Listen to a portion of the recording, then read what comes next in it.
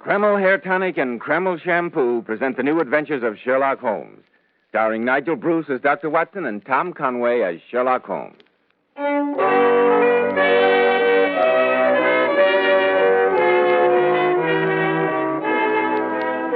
here we are once again in Dr. Watson's study.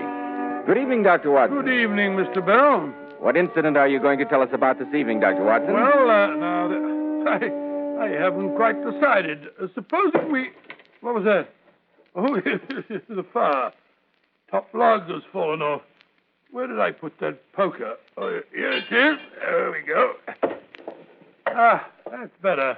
Oh, what a curious old poker, Dr. Watson. It looks as though it had been seen many years of service. Yeah, so it has, my dear fellow, so it has.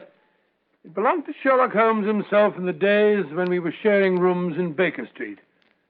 You know that I think I could do no better than to tell you the particular incident that poker recalls to my mind. Well, please do. I can't recall any case which presented more singular features than that which we always referred to as the adventure of the Speckled Band. Speckled Band? What does that mean, Dr. Watson? We'll get to that in a minute, Mr. Bell. But first... Men, hot summer days are with us again. And after a day spent under a hot, broiling sun, does your hair look as stiff as straw, dry, matted, or tangled? Does the humidity make it stringy and look rumpled and unattractive? Then don't make the mistake of plastering your hair down with greasy, sticky goo. Instead, put Kreml Hair Tonic on the job. Kreml is that famous modern hair tonic, such a wonderful, natural-looking hairdressing. Kreml has just enough light oils to keep dry, stringy hair neatly groomed throughout the hottest, stickiest day. Yet Kreml never leaves the hair looking or feeling greasy. It never leaves any unpleasant odor. Kreml always feels clean on both hair and scalp. You see, Kreml is able to give you all these advantages because it contains a special combination of hair grooming ingredients which is found in no other hair tonic. So, men, make Kreml a daily must this summer for that handsome, clean-cut look from morning till night. Kreml, Kreml Hair Tonic. Now, Dr. Watson, how about the adventure of the Speckled Band? It was early one April morning, very early, I might say. Holmes, as you doubtless know, was a notoriously late riser. So you can imagine my surprise to find him standing fully dressed by the side of my bed. Watson. I say, Watson, wake up. Watson, old fellow, if you don't manage to wake up immediately, I shall be obliged to empty the contents of this water pitcher over you. What's up? Is there a fire? No, a client. Oh, a client? Quite so. A client. It's a girl, a rather charming-looking girl. She is waiting in the sitting room now. Oh, she? Here, I'll open the door crack so you can take a look at her.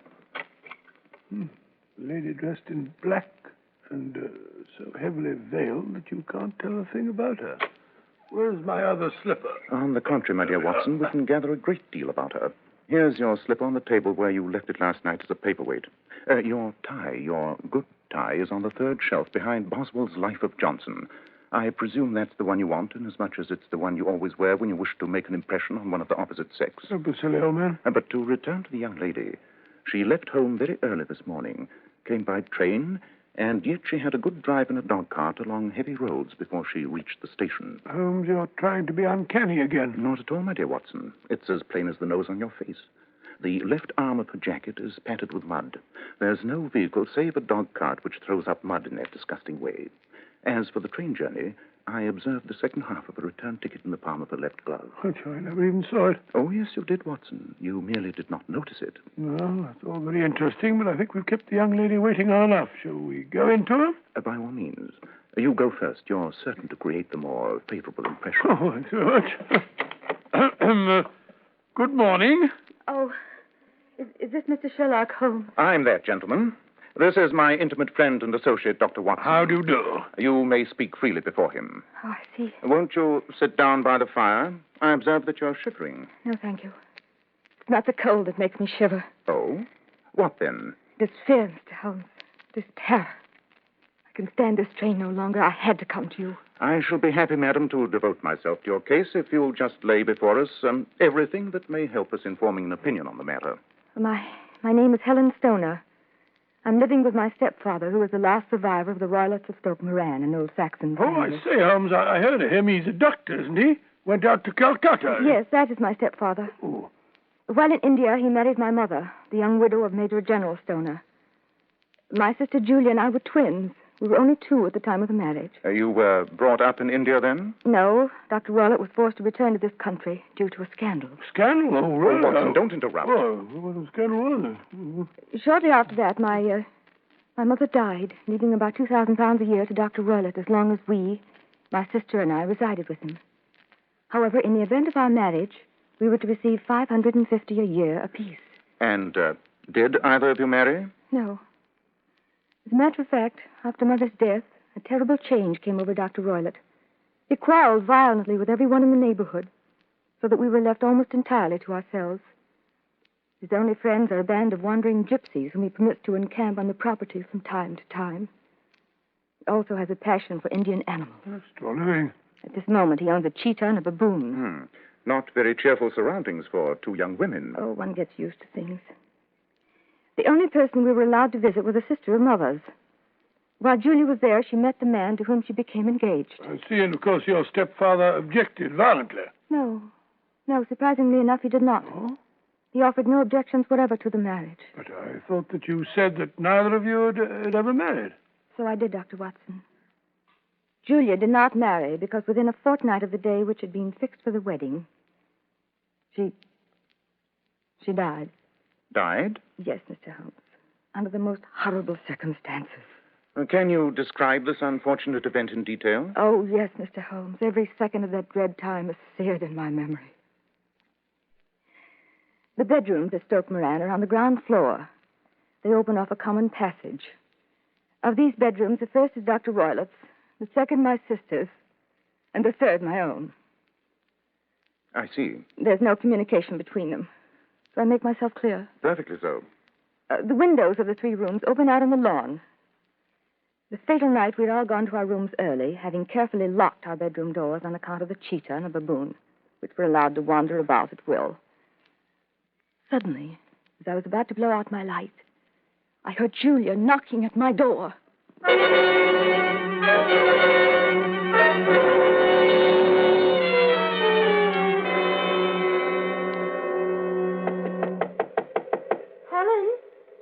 Helen, are you awake? May I come in? Oh, just a minute, I'll unlock the door. Why, Julia, you look as pale as a sheet. What's the matter? Oh, nothing. At least, nothing I can put my finger on. Maybe it's the wind and the rain. Oh, lock the door, Helen. I'm afraid. Afraid? Whatever of? Well, I really don't know. I feel what the Irish call say, as though death were lurking around the corner. Something seems to keep trying to warn me. Oh, nonsense, Julia. You're upset. Perhaps the excitement over your wedding. Why aren't you asleep? Well, I can't. Father keeps pacing up and down next door. But it's not that. It's what? Tell me, Helen. Have you ever heard anyone whistle in the dead of night? Never. I don't suppose it could be you in your sleep. Oh, Julia, don't be absurd. Well, the last few nights I've heard it. A low, clear whistle, about 3 a.m. And for some reason, it seems to be warning me. Well, it might be those wretched gypsies in the plantation. Oh, probably. And yet, if it were on the lawn, I wonder that you didn't hear it, too. Oh, you know how soundly I sleep. Oh, well, I'm probably being very foolish. I'll go back to bed and let you get some sleep. Helen? Yes, what is it? Would you mind standing here until you hear me lock my door? Of course not, silly. Well, good night. Good night, you goose. There. gracious, she's getting jumpy. She'll be glad when she's safely married. Listen to that wind. What was that? Nothing. I'm getting as nervous as Julia. I hope nothing. Julia! Julia, what's the matter? There was a whistle. I heard it. Julia! Julia, open the door! Julia! Julia, what's happened? Don't stagger like that, darling. I'm coming to you. It's the band. The Speckled band. Julia! Julia, what do you mean? Oh, merciful heaven, she's having convulsions. Father! Father, help! Help!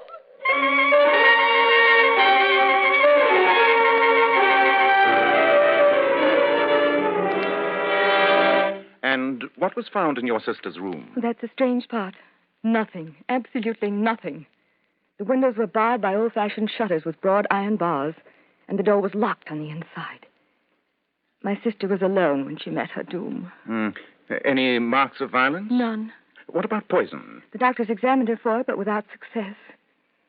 It's my belief that my sister died of fright. Pure fright. When did all this happen? About 2 years ago. And why do you come to me at this late date? Well, I myself am expecting to be married shortly to a man I've known for many years. 2 days ago, some repairs were started in the west wing of the building, so that I'd been forced to move into the room where my sister died. To sleep in the very bed in which she slept. Imagine, then, my thrill of terror when last night, as I lay awake thinking over her terrible fate, I suddenly heard the low whistle which heralded her death. Good gracious me. Quiet, Watson. I jumped up, lit the light, but could find nothing. I came straight to you as soon as it was daylight. If we were to come down to Stoke Moran today, would it be possible to look over these rooms without the knowledge of your stepfather? He spoke of coming into town today on some important business. It's probable that he will be away all day. Excellent. You may expect us then, sometime this afternoon, if that is convenient. Oh, yes. Oh, thank you so very much. I shall look forward to seeing you again this afternoon. Goodbye, Jack. Goodbye. Well, my dear Holmes, what do you think of it all? What do you make of the sister's dying words, the speckled band? It may merely have been the effect of delirium. Or it may have referred to the band of gypsies who sometimes wear spotted kerchiefs. Then, again, it may be something much more deadly. Dear, someone seems to be very anxious to see us. Come in. Which of you is Holmes? That is my name, sir. I am Dr. Grimesby Roylott of Stoke Moran. Indeed. Pray take a seat. I will do nothing of the kind. My stepdaughter has been here. I traced her. What did she say to you? It's a little cold for this time of year. You put me off, do you? I've heard of you before. You're Holmes, the meddler. Holmes, the busybody. Holmes, the Scotland Yard jack-in-office. My dear doctor, all this does not alter the fact that it is still decidedly chilly. I seem to feel a draft. Would you mind closing the door from the outside? I will go when I've had my say.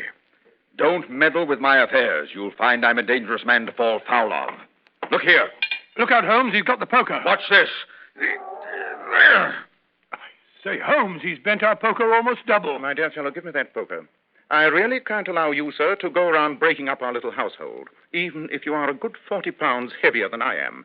Allow me. Good heavens, Holmes, you've straightened the blasted thing out again. Well, I'll... Just the same. Look out for me. Both of you. Charming fellow. Quite.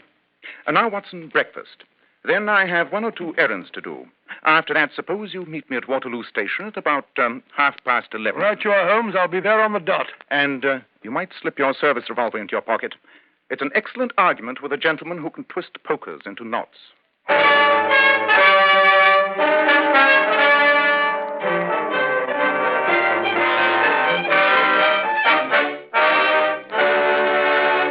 In just a moment, we'll see what awaits Sherlock Holmes and Dr. Watson on their visit to Dr. Roylott's home, Stoke Moran.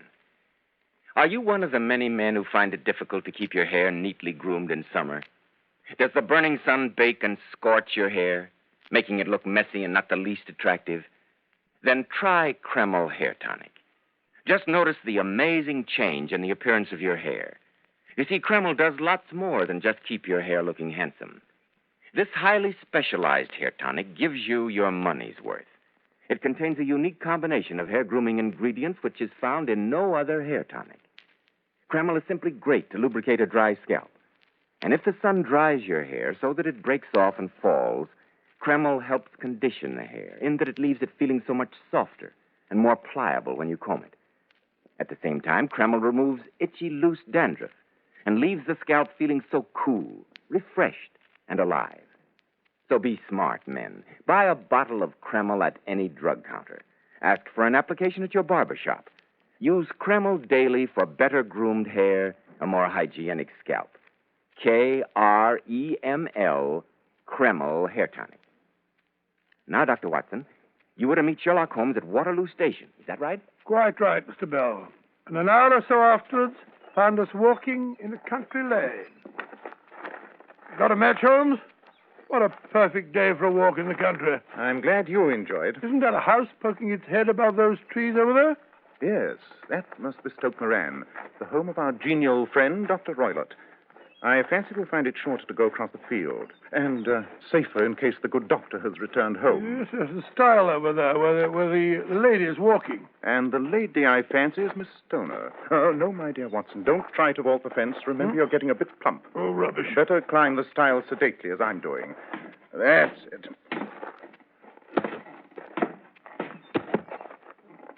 Good afternoon, Miss Stoner. You see, we've been as good as our word. I've been waiting so eagerly for you.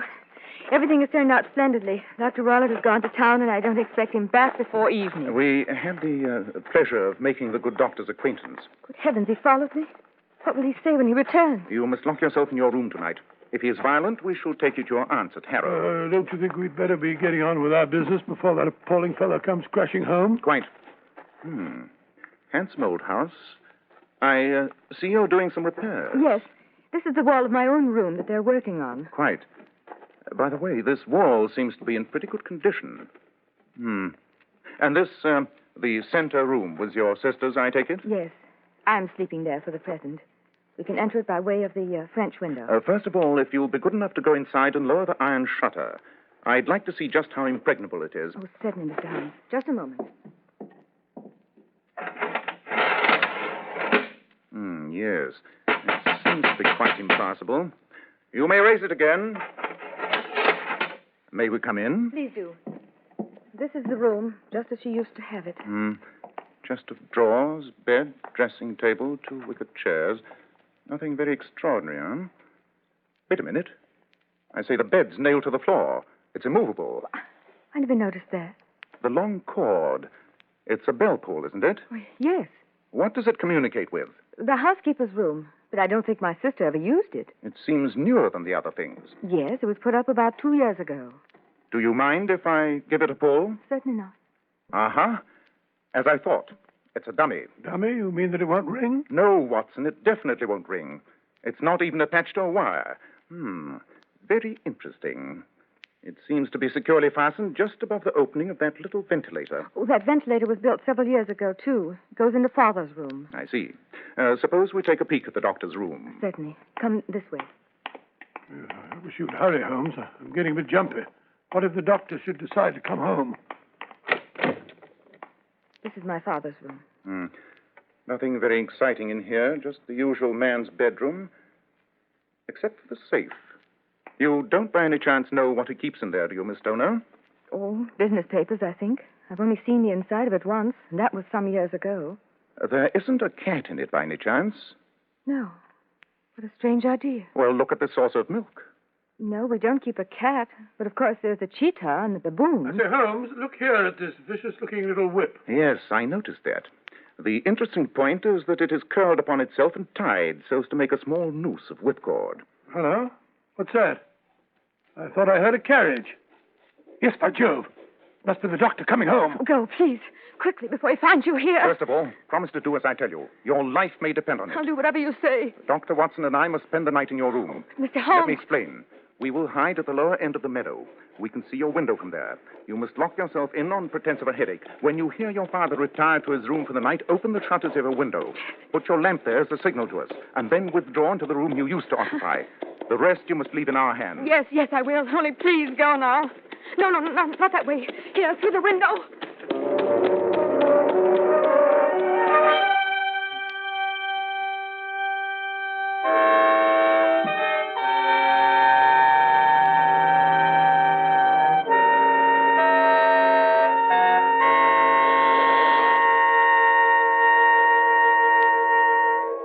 I say, Holmes, do we have to wait in this blasted meadow all night? I'm chilled to the bone in this wind.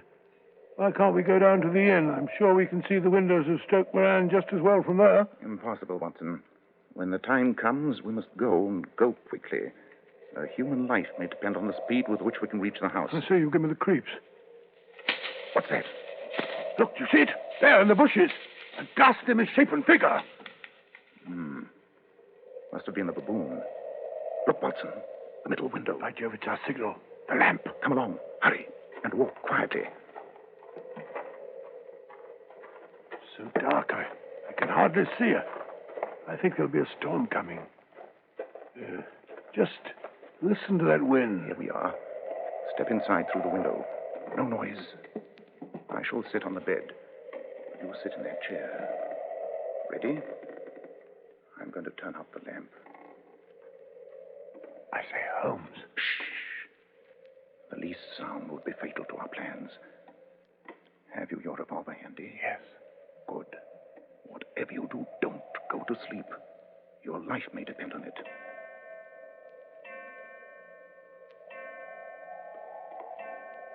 $11. Yes. We're in for a long and dreadful vigil.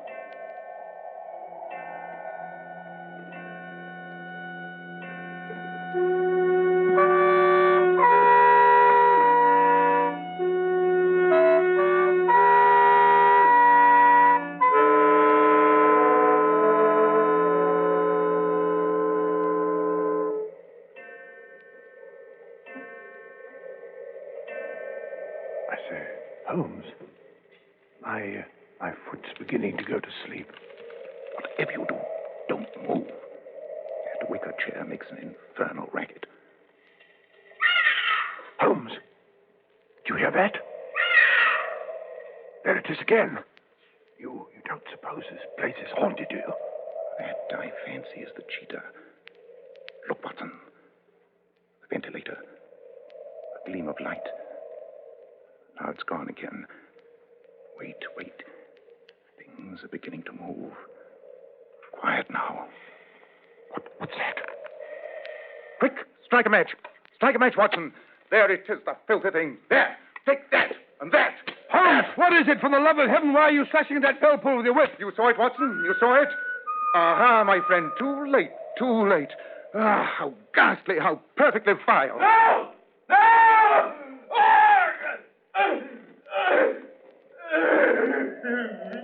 Holmes, what does that mean? It means that it's all over, and I think for the best. Come, we shall enter Dr. Roylett's room. Keep your pistol handy. Come quickly. But Holmes, the door's locked. Break it in. Wait, I'll help you. Now then, 1, 2, 3. Holmes, look! On the floor, the doctor. He's dead. Good heavens! What a ghastly look on his face. As I expected. Do you see that? The band round his forehead? That, Watson, is the speckled band. Great thunder! It's moving! It's a snake! Yes, a swamp adder. The deadliest snake in India. The doctor died within 10 seconds of being bitten. Here, hand me that dog whip with the noose. Look out, Watson. Don't go near. That's better. Hey, what are you going to do? The noose goes over the reptile's head, so. And we lift it into the safe. So, and close the door. I think I'm going to be sick. No wonder. The doctor's thrust his little playfellow through that ventilator for the last time, I fancy. But look here, Holmes. I still don't quite understand. It's all quite simple, my dear Watson. Amazingly simple. Our good doctor made use of the reptile to remove his stepdaughter when she threatened to get married and deprive him of her income. That snake has been living in the safe for some time, I imagine. The saucer of milk was its daily ration. Yes, but how did he succeed? I mean, by what method? Look at that chair. He must have been standing on that chair. Notice the heel marks, Watson. He thrust the slimy thing through the ventilator into the next room, being careful not to touch it with his hands, but to use the whip, as you saw me do. It was the noose on the lash of the whip that convinced me this afternoon that we were on the right track. I see. And that was why the bell pull was attached to the ventilator in the other room, so that the snake could crawl down. Exactly. And that was why the bed was nailed within reach of the bell pull. Oh, the filthy beast. The first attempt was not successful in the case of either sister. The doctor, fearing this might happen, had trained the adder to return when he whistled, so that he could try again. And then it must have been his whistle we heard when you began slashing at the bell pull. Quite, my dear Watson. When he heard us, he wanted to recall it. But it was too late. The reptile had already thrust its venomous head through the ventilator when I began to slash at it.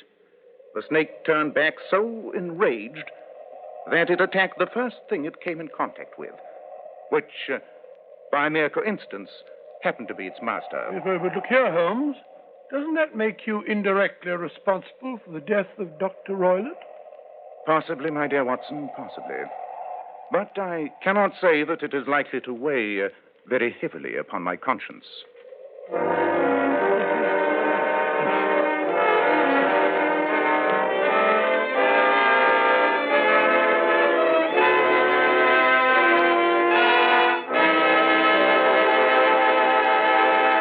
Ladies, here's a sensational beauty tip direct from Hollywood. When you want your hair to look its radiant best for an important date, just do this the night before. Give your hair a 10-minute glamour bath with Kreml shampoo. I certainly agree with that, Mr. Bell. And you know, Kreml shampoo is the same shampoo used by those famous beauties, the Powers models. Kreml shampoo has been especially developed to glamour bathe each tiny strand of hair so that it fairly radiates natural, dazzling highlights. It leaves the hair simply gleaming with natural glossy luster. And what's more, your hair stays that way for days. And please bear in mind that Kreml shampoo is not a soapless shampoo. It is not a cream shampoo. It's not a drying detergent, not a harsh soap. It's entirely different. Yes, Kreml shampoo uncovers all the natural highlights that lie concealed in every woman's hair. Yet it never dries the hair. In fact, Kreml shampoo has a built-in oil base which helps keep the hair from becoming dry or brittle. It removes dandruff flakes the first time you use it. Kreml shampoo whips up a luxuriant, active foam, even in the hardest water. It rinses out so easily and never leaves any dull, soapy film. So, ladies, why not buy a bottle of Kreml shampoo at any drug counter and glamour bathe your hair to a vision of tantalizing loveliness? Kreml, Kreml shampoo. Now, Dr. Watson, what about next week? Well, now, let me see. Next week, I think I'll tell you a most bizarre and extraordinary story about a murder that was committed under our very eyes in our own flat. In Baker Street? Good heavens, that certainly was unusual. Not only was murder committed, but the murderer was later acquitted in court. If it hadn't been for Holmes's brilliant detective work, I'll tell you all about that next week. I call it The Adventure of the Innocent Murderess.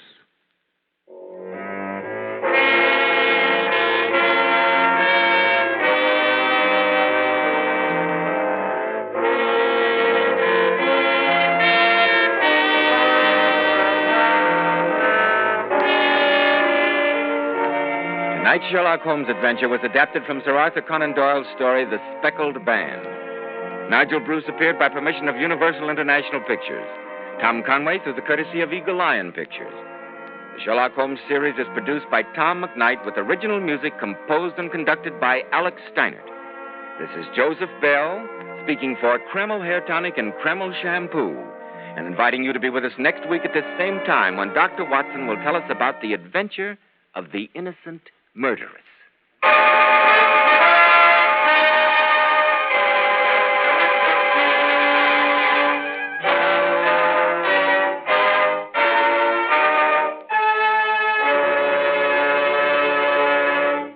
Full-time civilians, part-time sailors.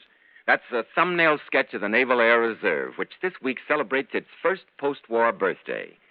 30,000-strong Naval Air Reserve stands ready to man the carriers and the planes of the reserve fleet, should any national emergency arise. We doff our hats to the reserves of naval aviation, the officers and men of Naval Air Reserve, on this, their first post-war birthday. This is ABC, the American Broadcasting Company.